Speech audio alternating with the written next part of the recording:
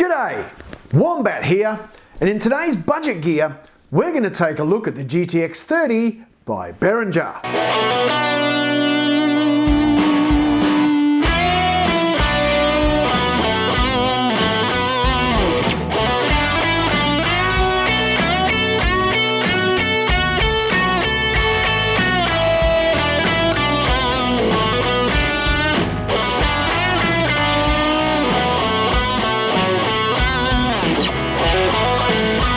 So this is the Behringer GTX30. It is a 30 watt solid state 2-channel amplifier with a 12-inch Behringer speaker, and it's not a lot of money. So let's have a bit of a look at it. So firstly, it is 2-channel amplifier, but it only has the one lot of EQ. So we've got the bass, middle and treble, and that is shared across both channels. So that's always worth remembering, that you can't adjust that if you're going to be switching between channels. It has to do for both. The clean channel then only has a volume control, whilst the overdrive channel has a gain knob and a volume knob as well. Inbuilt into the amplifier are 4 effects. We have a reverb, a chorus, a flanger, and a delay. But we don't only have one of each, we have 4 of each effect. So 4 different versions that can give you slightly different things. For instance, the flanger will increase in intensity through all 4 of them. The reverb will go from, say, a room reverb to a hall reverb, that sort of thing. So you can dial in a bit more than just the one version of that effect. So it can give you a little bit more of the effect.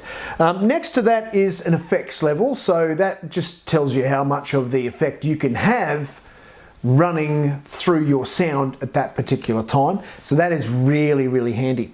We also have a tuner inbuilt into the amplifier as well, which is really, really good. And I can tell you that it is pretty bright, which makes it easy to see if you're playing in a bedroom and it's a bit dark, or being 30 watts, you might take it onto a stage and play live with it a little bit. So it gives you a chance to be able to see that in slightly darker environments. It is quite bright, which is very, very handy. We also have a tube emulation circuit in this amp. Now this is one of those buttons that doesn't even really need to be there, because why would you ever turn it off? It's one of those things that if it makes the amp sound better, which it does, why would you turn it off? You should just leave it on, right? So it doesn't need to be there, but it is there, and I don't think I played with it off the entire time I was testing the amp out. And then over here we have a CD in if you want to run a backing track through, and it'll come through the speaker as well as your sound. And a headphone jack as well, for those times when you don't want to annoy people with your practicing.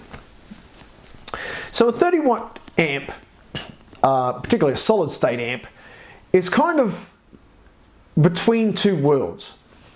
It is loud enough to gig with in small venues and drummers that aren't particularly loud, but it is also, being solid state, able to get low enough to be a practice tool at home. So this is one of those amps that you can practice with at home and then take with you to a show, which is really, really handy thing to have, and something that a lot of the more high-powered amplifiers you kind of struggle to do. But this one will do it as well. So let's get into how it sounded. I was amazed at how much gain is on offer on this amplifier. The clean channel is really, really pristine clean. Quite nice, and would also be a good platform for pedals. It did really, really nice, gave you lots of headroom. The overdrive channel though, I think the overdrive channel is probably misnamed. It's a distortion channel. This thing has so much distortion on offer, it's ridiculous. I went from a clean tone and then tried to dial in a nice, mildly overdriven blues tone, and that was really hard.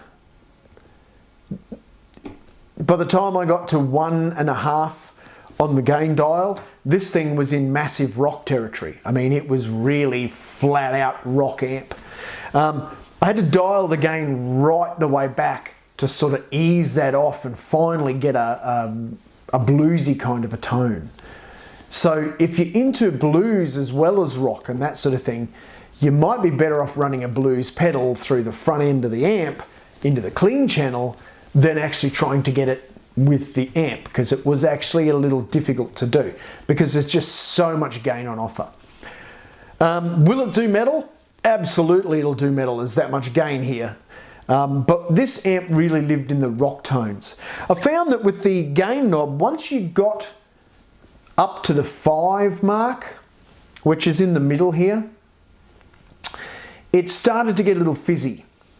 So the distortion, there was a lot more distortion on offer after that, but it became really almost too fizzy to use. You have to be very, very careful with how you set your EQ in order to get anything usable in the gain load after 5. Before 5, it did really well. I mean, it was probably at about 4, it was already starting to play early heavy metal. You know, we're talking Black Sabbath kind of tones, that sort of thing. So lots and lots of gain on offer here, just huge amounts of gain. The reverbs were really, really nice. Didn't need a lot in the mix of your sound to get that low end kind of reverb that I quite like. I hate a dry sounding amp.